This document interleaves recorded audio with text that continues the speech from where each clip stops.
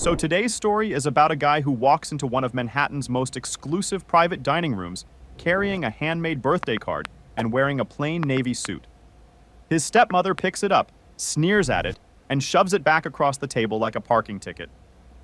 His brother-in-law, hotshot corporate lawyer Tom Ford suit, leans over and offers him a minimum wage filing job out of pity. His half-sister laughs. His dad adjusts his silk tie and tells him to stop embarrassing the family. This guy just sits there, quiet, patient, because that card isn't a card. And what's in his leather bag is about to make this the most expensive dinner his family ever sat down to. My dad's new wife mocked me at dinner. Dad told me to stop making a scene. So I stayed quiet until she mentioned her job. Then I pulled out my phone and watched their smile fade. My dad Frank turned 62 this year, and I want to be upfront. I had zero expectations walking in. The second the reservation confirmation hit my phone, I felt that specific low-level dread that only comes from years of knowing exactly how this family operates. Every gathering eventually turns into a blood sport, where I'm the designated punching bag. The only reason I showed up was because I'd been sitting on something for 3 months, and tonight was finally the night. I'm Nate, 34 years old. Frank married Claire when I was 19.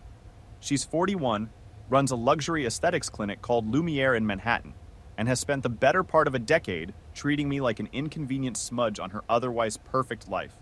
My half-sister Paige, Frank's daughter with Claire, 28 years old, grew up with brand new imported cars as birthday presents while I was told to take the bus. And then there's Victor, Paige's husband. 32, Manhattan corporate lawyer, passed the New York bar on his first try, and I promise you he has never let a single person in any room ever forget it. The way they see me: boring accountant, modest car, quiet life, nothing worth paying attention to. That's by design. They just don't know that part. The restaurant was Jean-Cour, private dining room in the back, mahogany walls, crystal chandelier, the kind of place that describes their water as curated. I got there 10 minutes early and sat alone. Soft jazz bleeding through the walls from the main dining room, bread basket on the table I didn't touch. There was an abstract painting on the far wall, dark greens and blues, and I spent a few minutes just looking at it. Gave me something to focus on that wasn't my own nerves. Frank and Claire came in together. She was in a custom silk gown with diamond rings stacked on 3 fingers, engineered to make everyone in the room feel underdressed. She spotted me immediately, and her expression landed somewhere between disgust and mild annoyance, like finding a scuff on a new car. I'd placed a plain white envelope on the table in front of Frank's seat. No bow. She picked it up before he even sat down, held it between 2 fingers at arm's length. Is this supposed to be a joke, Nate? She pushed it back hard across the tablecloth, hard enough to slide past the silverware and bump against my water glass. I really thought that by 34, you'd have outgrown arts and crafts. Sharp, short laugh. The server in the corner shifted his weight. I mean, look at this. You brought a handmade card to a dinner that cost $1,000 a plate. Couldn't you stop at literally one store on the way here? I know you push papers at some boring accounting firm, but surely you can put together something for your own father. Inside that envelope was a certificate proving I'd secretly paid off the massive fraudulent debt she'd forged against my father's ancestral home. $4 million of my own money, but I didn't say anything about that. I tucked the envelope back into my bag and kept my mouth shut. Frank, sipping sparkling water, wearing a silk tie that probably cost more than most people's car payments, looked at me the way you look at a crack in your windshield. He leaned forward. She's right, Nate. I asked you to make an effort tonight. You show up in a plain suit, hand me a piece of paper. You're 34 years old. When are you going to get a real career and stop embarrassing the family image? I'm sorry the gift doesn't meet your standards. Don't act like a victim, Claire snapped, taking a slow sip of her sparkling cider. You've always been jealous of what we have. Just because you couldn't make anything of your life doesn't mean you get to drag everyone down with the energy you bring to these things. I kept my face flat. The thing about my family is, they mistake silence for weakness. They saw a guy in a modest blazer who drove a practical car and lived a quiet life. They didn't see the senior partner of one of the most aggressive private equity firms on Wall Street sitting directly across from them. They didn't know the boring accountant they were humiliating held the strings to their entire financial existence. I folded my hands. You're absolutely right, Claire. Please enjoy your evening. She rolled her eyes and dismissed me. Then Victor decided it was his turn. Victor is everything you'd expect from the phrase Manhattan corporate lawyer who knows it. Tailored suit, cufflinks, a watch he'll mention before you can ask. He leaned forward with a wide, completely empty smile. Look, Nate, I know it can be tough out there for people without a clear career path. You're pushing mid-30s. Entry-level accounting work isn't going to pay the rent forever. He let that sit. Actually, I was talking to the managing partner at my firm last week. We're expanding the records department. Data entry, filing, scanning documents. Minimum wage, maybe a little above if you show initiative. Comes with a dental plan. I can put in a good word. Give you a real shot at finally building something. Paige pressed her manicured hand over his wrist, lit up like he'd just solved world hunger. That's so generous, Victor. Seriously, Nate, just take it. It's not like you have anything better going on, and it would be so nice to finally see you buy your own clothes. She giggled. Remember when Mom used to give you my old winter coats because they still had some life left in them? You looked so funny walking around in jackets that were 2 full seasons out of style. She laughed. Claire joined in, and Frank, my father, chuckled softly, shaking his head like my existence was a harmless old joke everyone already knew the punchline to. Thank you, Victor. Good to see someone trying to help the kid out. Lord knows he needs direction. I didn't break character.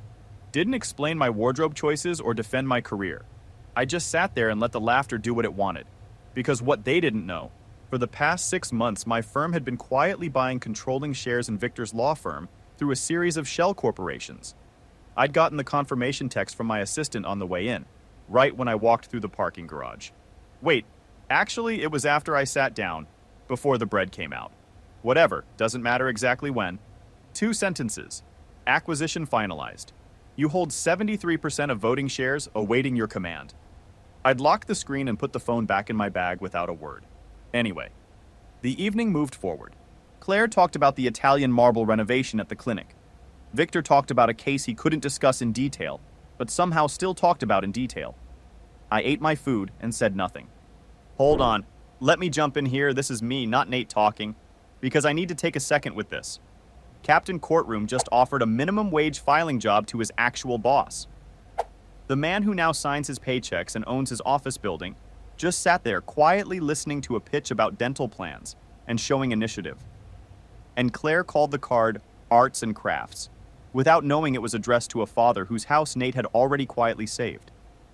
These people have absolutely no idea what they're sitting across from. Buckle up, because the next part is where it gets interesting. About 40 minutes in, the head server came through carrying a thick, leather-bound private reserve menu, the kind of book they only bring out for guests who want to make a statement. He moved toward Frank, but before he could extend it, Claire snatched it out of his hands.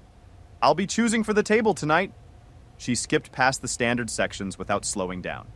Her finger dragged through the exclusive reserve offerings at the back until it stopped on the Grand Reserve tasting experience.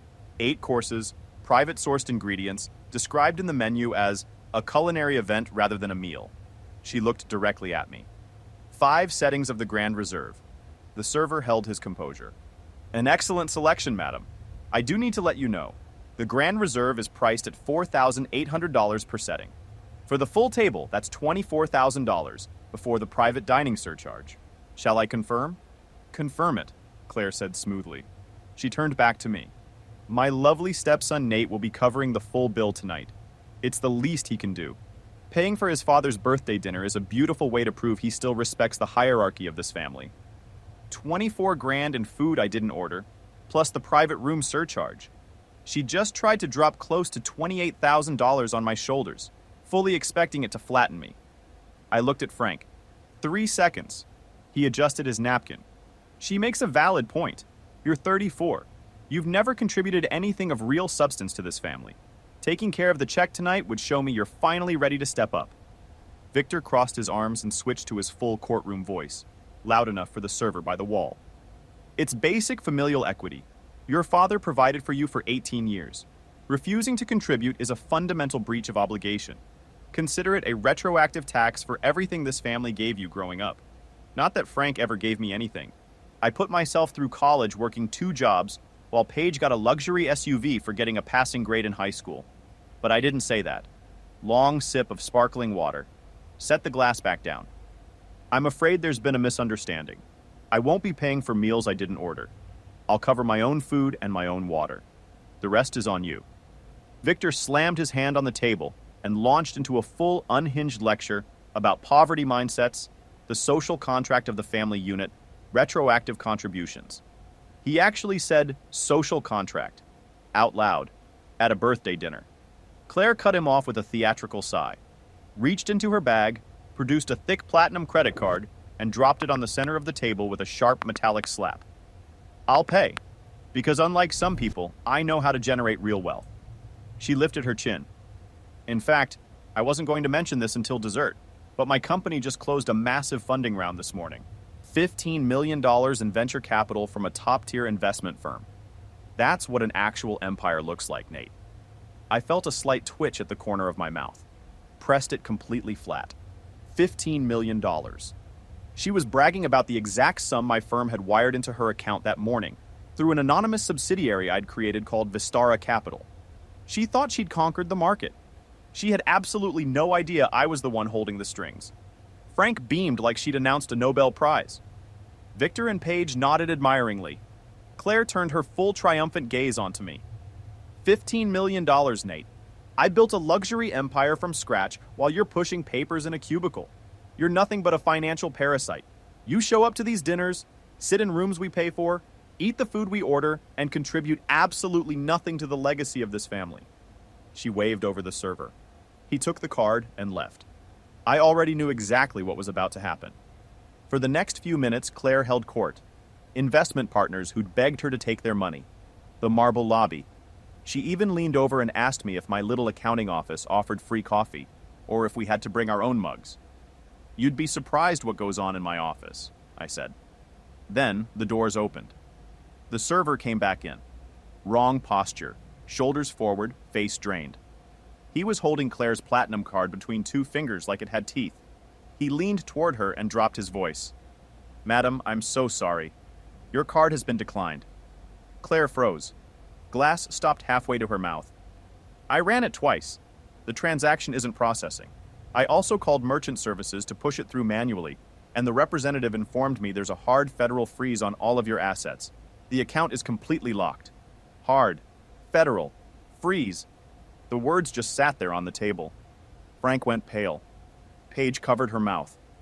Victor sat up straight, every lawyer instinct activating at once. Claire erupted, shoved her chair back, stood over the server, and dropped every last trace of high society composure. Are you calling me a criminal? I deposited $15 million into that account this morning. I am the chief executive officer of a multi-million-dollar company. Your machine is broken. I want to speak to the owner right now. I stayed seated, watching. Victor produced his corporate credit card and slid it toward the server.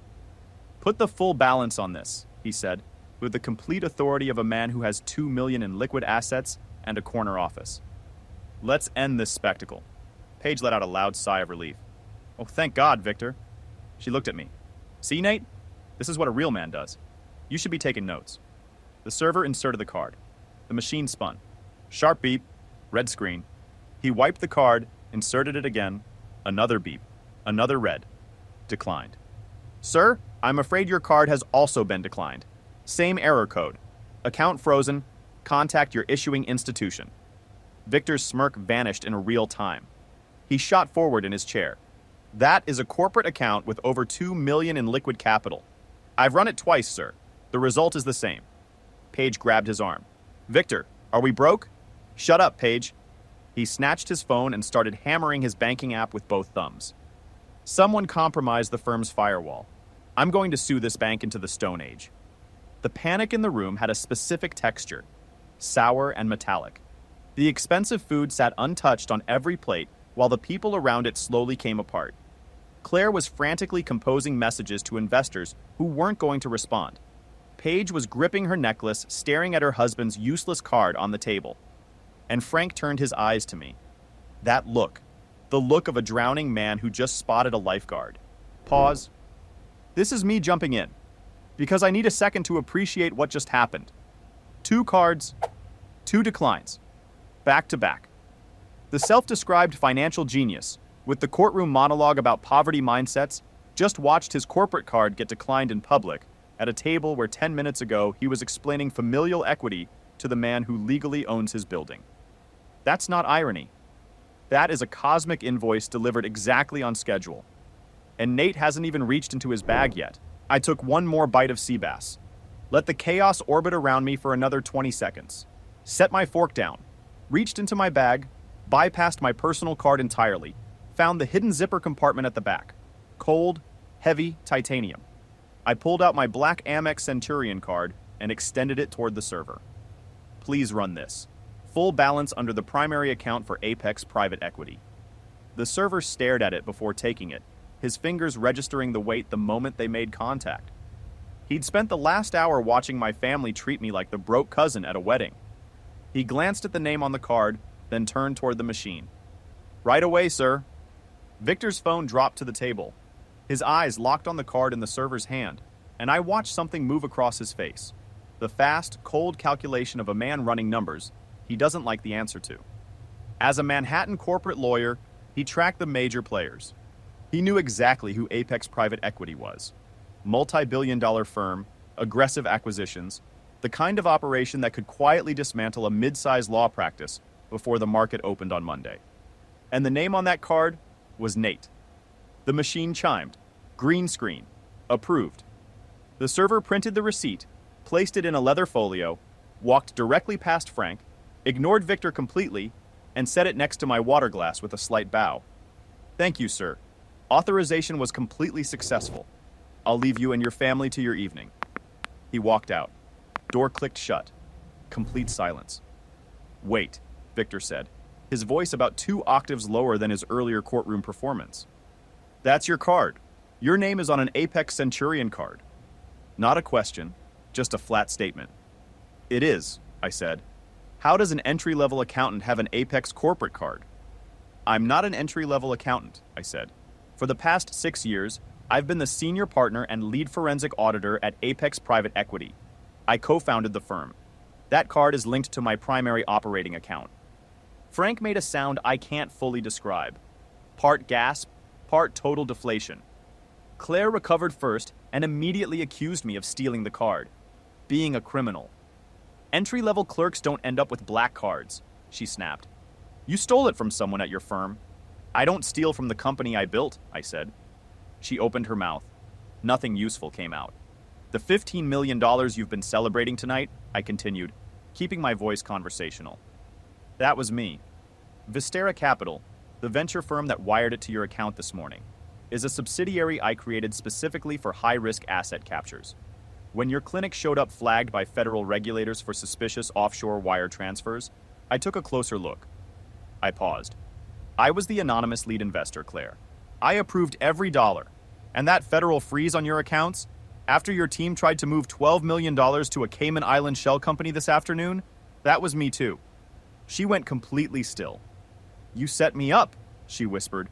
You signed the contracts, I said. We handed you the rope. Victor stood up, buttoned his jacket, that deliberate gesture, and launched into a full legal performance. Tortious interference, corporate espionage, malicious financial entrapment, federal statutes. He would file an injunction. He would have my licenses revoked. He would drag me through years of brutal litigation and leave me begging for that data entry job just to cover my legal debts. I let the echo of his threats settle into the room. Then I reached into my bag, pulled out my phone, and tapped the screen. Great speech. Genuinely impressive voice. It's a shame the legal comprehension doesn't match the volume. I held up the screen. You left your tablet on the table, Victor. Open it. A notification appeared on his device. An airdrop from me. His instincts told him not to open an unsolicited file from the person he'd just threatened with federal litigation. His ego won the argument in about 4 seconds. He picked up the tablet. Hold on, because Captain Courtroom is about to open a file sent to him by the person he offered a minimum wage job to earlier tonight. And I've been waiting for this moment since he said, dental plan included. Let me be clear about what's in this file. It's not just embarrassing, it's career-ending. It's the kind of document where you read the title and have to just sit down with your life choices. He's been the loudest person in this room for 3 solid hours. That is about to change. Read it out loud, Victor. I watched the screen light up his face. watched the arrogance drain from his eyes in stages, slow and methodical. "What is it?" Paige leaned toward him. "Tell us it's fake." "Read the title out loud," I said. "Let the whole table hear exactly who's going out of business tonight." Victor swallowed hard. "Notice of finalized corporate acquisition," he read, his voice completely stripped of its earlier authority. "Between Apex Private Equity and the managing partners of..." He stopped. "Say the name of your firm." He closed his eyes for a fraction of a second. Then he said it. Paige grabbed the edge of the table. "That's your firm. Victor, what does acquisition mean?" "It means exactly what it sounds like," I said. "As of 3 o'clock this afternoon, Apex holds 73% controlling interest in his entire legal practice. We own the office leases, the server networks, the client lists, and the employment contracts of every attorney on the payroll, including your husband." Victor dropped the tablet. It skidded into the breadbasket.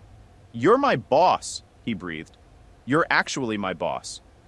"I'm not just your boss," I said. "I decide whether you keep your corner office. I sign your paychecks. I have the authority to terminate your contract with cause, strip your equity, and leave you with nothing."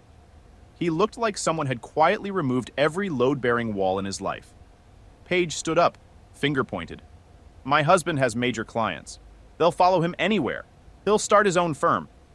"He signed a non-compete when he made junior partner," I said, "which Apex now enforces.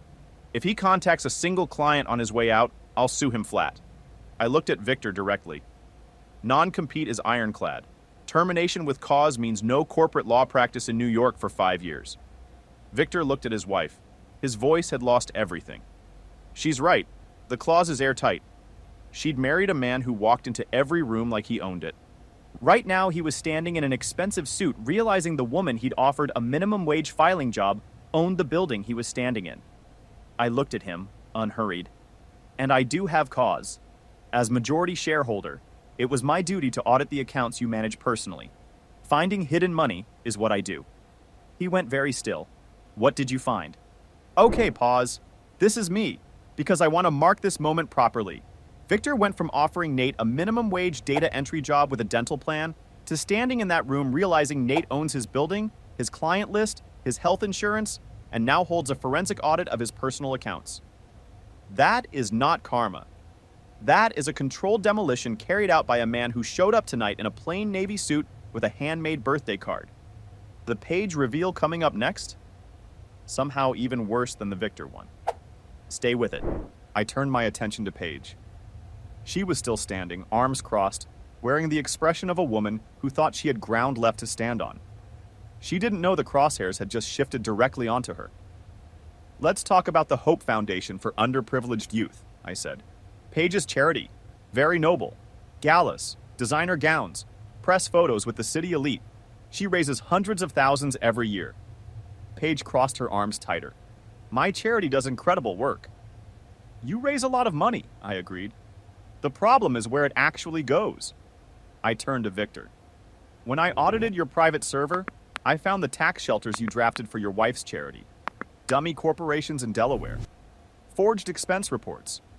You used your legal credentials to set up offshore holding accounts and funnel those charitable donations. Money meant for underprivileged youth. Directly into Paige's personal trust fund. Imported cars, designer jewelry, luxury vacations. All of it." Paige's hands flew to her mouth. She looked at Victor, waited for him to fix it. That was what he did. He fixed things. Victor kept his eyes on the floor. "Charity fraud," Frank said, barely audible, staring at his youngest daughter with an expression I'd never seen from him before. Like he didn't recognize her. "You've been stealing from a charity, Paige." "The IRS takes that very personally," I said. "They don't just fine you. They freeze assets, seize property, pursue federal charges, and since Paige is listed as the primary beneficiary of that trust, she'll be in the federal case right next to her husband." Paige let out a loud sob. Victor grabbed her arm without any tenderness in it. "Get your bag. We're leaving right now." She looked at him like he'd spoken a different language. "We can't just leave. Victor, what about my gala?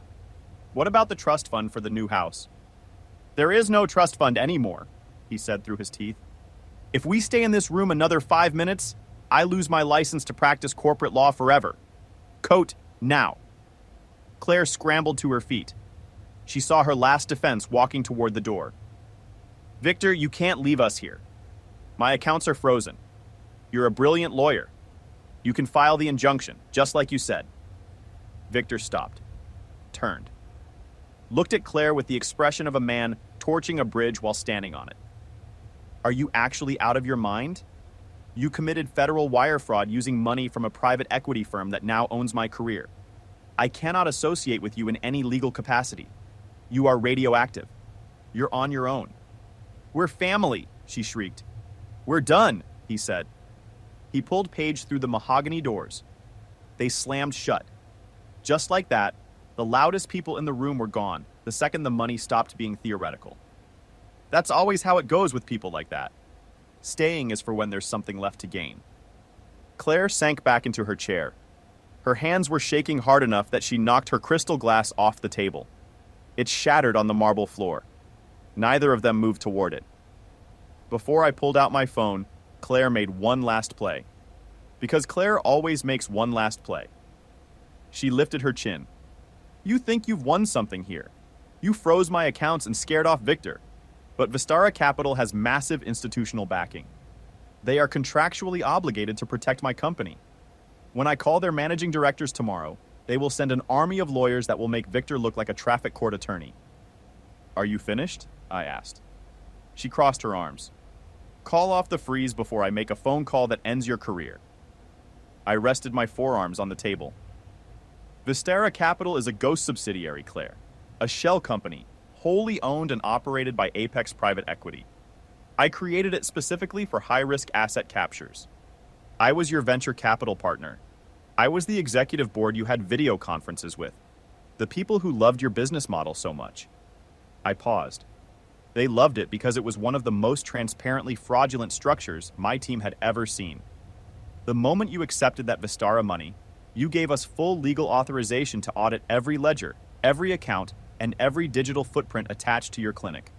We gave you the rope. You built the rest. She stared at me. Her mouth opened. Nothing came out. I pulled out my phone and connected to the private dining room's display screen. A massive financial flowchart appeared. Red and black lines mapping every fraudulent transaction connected to Lumiere Aesthetics. Shell companies, offshore accounts, dummy vendor invoices, all radiating outward from the clinic's name at the center. It looked less like a business structure and more like a diagram of a criminal organization. I walked them through it.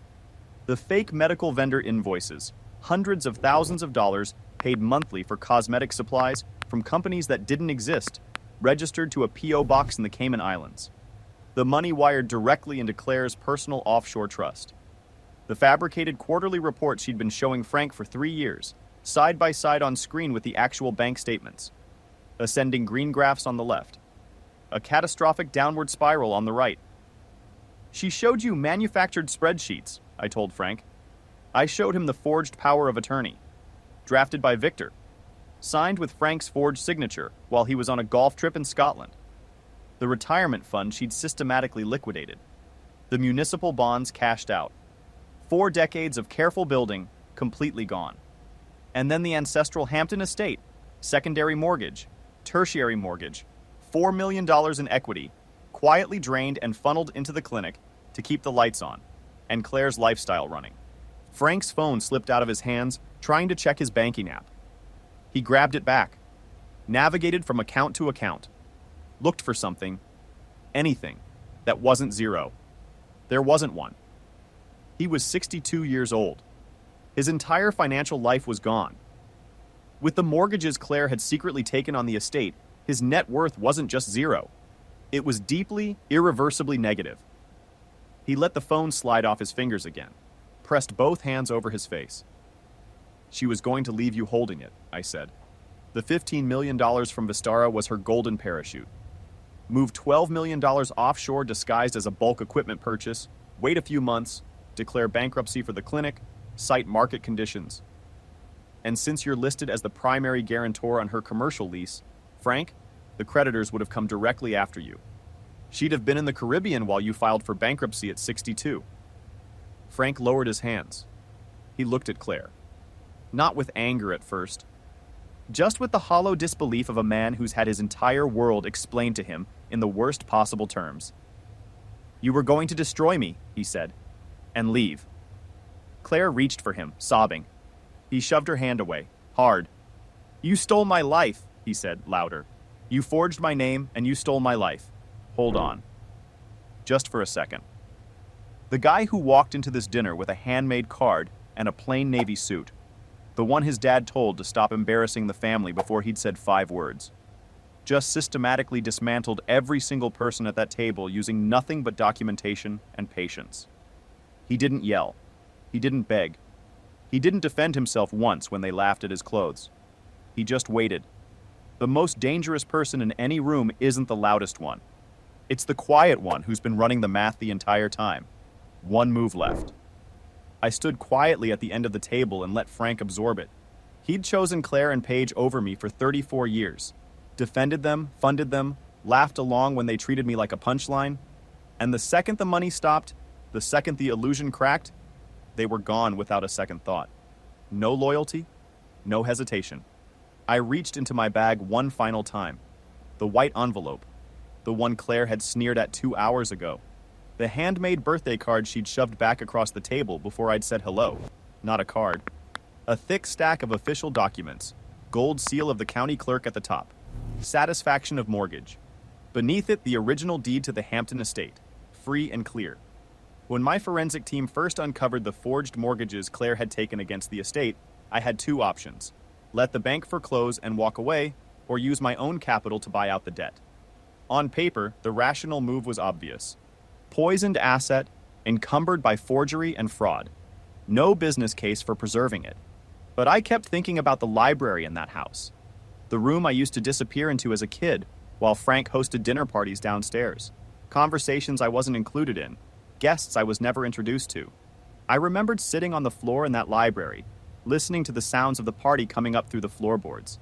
3 generations in our family. It didn't deserve what was happening to it, so I'd wired the $4 million. Cleared every mortgage. The deed was clean. I laid it on the table in front of Frank. He saw the county seal and the words, "Satisfaction of mortgage." And something happened in his face I'd genuinely never seen from him. Real relief. Both hands went for the documents immediately. "Nate," his voice was shaking. "You saved the house. You actually paid it off." He was crying before he finished the sentence, which I'd also never seen. "I'm so sorry. I'm sorry for everything. I was blind. I was stupid. I let them treat you like garbage for 34 years. I let him get about 4 sentences in.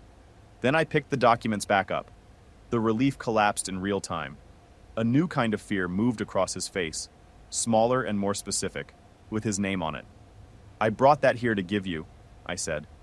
"Before I sat down tonight, before any of this, I was going to hand you back your house and offer you a fresh start. That was what was in the envelope. Not a card. A deed." I looked at him directly. "And then I sat at this table.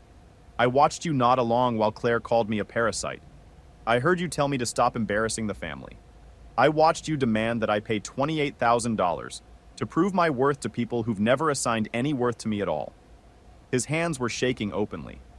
"A gift requires a recipient worth giving it to," I said. "Tonight, you showed me exactly who you are."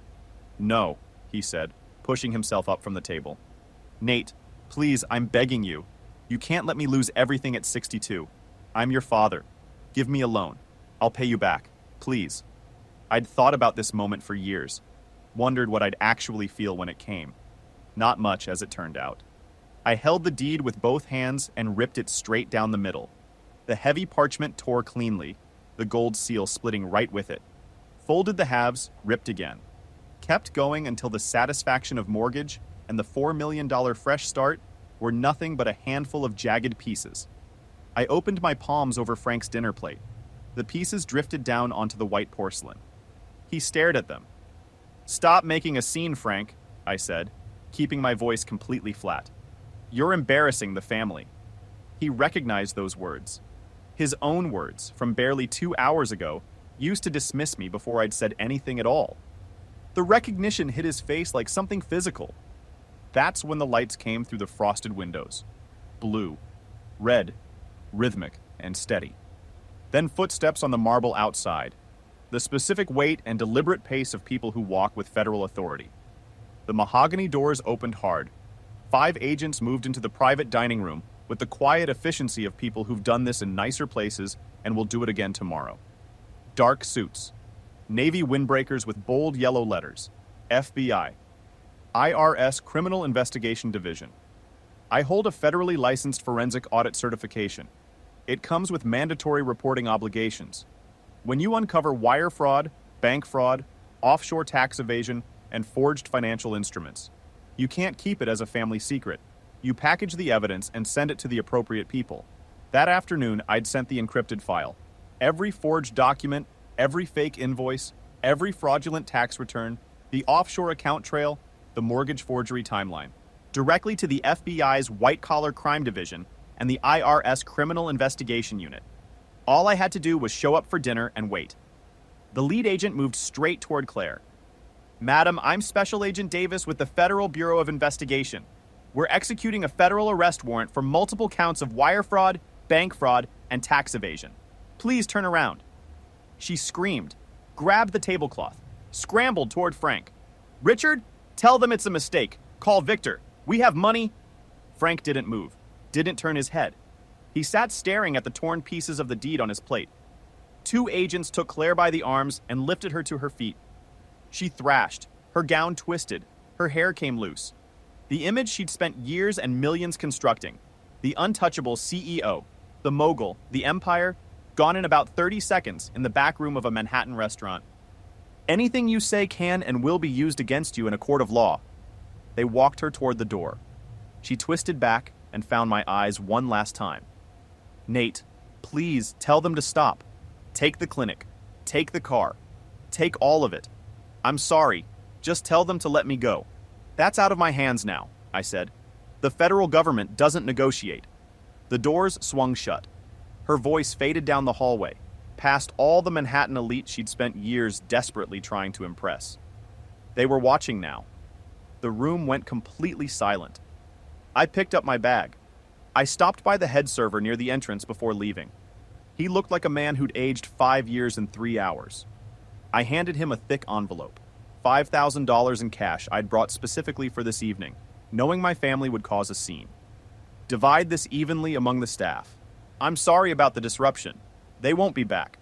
He bowed slightly, hands still shaking. I walked through the main dining room. Everyone quiet, forks down, watching. The hedge fund managers, the socialites, the old money families, all of them watching me. The guy in the plain navy suit walked through the middle of the wreckage completely unbothered. I kept my eyes forward, pushed through the front door. Cool Manhattan air, clean and quiet. A black SUV was already pulling to the curb. My driver, Ray, had the rear door open before I reached it. I got in. The door shut. The city went quiet. I leaned my head back against the headrest and let out a long exhale. Final update. Claire was formally charged with federal wire fraud, bank fraud, and tax evasion. The Cayman Island accounts were traced and frozen. Lumiere Aesthetics was seized by federal receivers pending full asset liquidation. Her personal items, the jewelry, the vehicles, the clinic contents, were inventoried as corporate assets under the acquisition clause she'd signed without reading carefully enough. Victor resigned from the firm 4 business days later. I sent him a written performance review first, as a matter of protocol.